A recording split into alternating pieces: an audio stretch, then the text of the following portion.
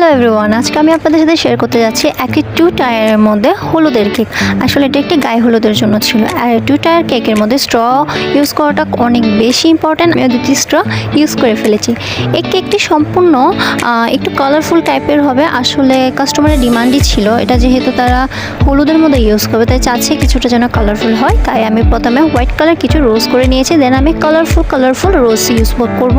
ফার্স্টে আমি white colour রোজ use করে দেন আমি এখন ছোট ছোট ইয়েলো কালার রোজ ইউজ করছি। এটা একদম ছোটো নোজলটা ইউজ হবে। দেন আমি এখানে হালকা কমলা কালার ইউজ করব, দেন ইউজ করব রেড কালার। আর রেড কালার ফ্লাওয়ারগুলো সাইজে একটু বড় হবে। আশা করি আপনার ভিডিও স্ক্রিনে সেটা দেখতে পাচ্ছেন। আসলে চেষ্টা করছি যতটা সম্ভব সেটাকে কালারফুল করার, কারণ গায়ে হলুদের মধ্যে এমন কেক যদি একটু কালারফুল না হয় তাহলে জিনিসটা ঠিক যেমন সুন্দর লাগে না। আর এক একজনের ডিজাইন হচ্ছে এক এক ধরনের পছন্দের মধ্যে পড়ে।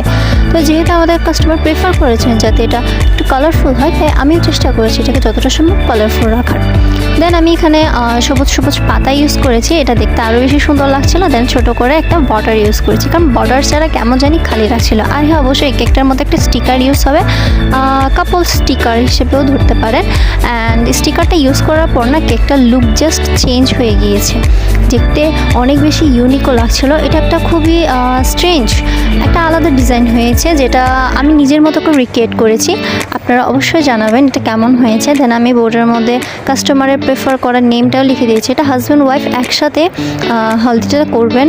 নিজের মতো করে রিক্রিয়েট করা এই হলুদের কেকটি আপনাদের কেমন লেগেছে তা অবশ্যই কমেন্ট করে জানাবেন। এবং আমাদের চ্যানেলে যদি আপনি নিউ হয়ে থাকেন তাহলে সাবস্ক্রাইব করতে ভুলবেন না।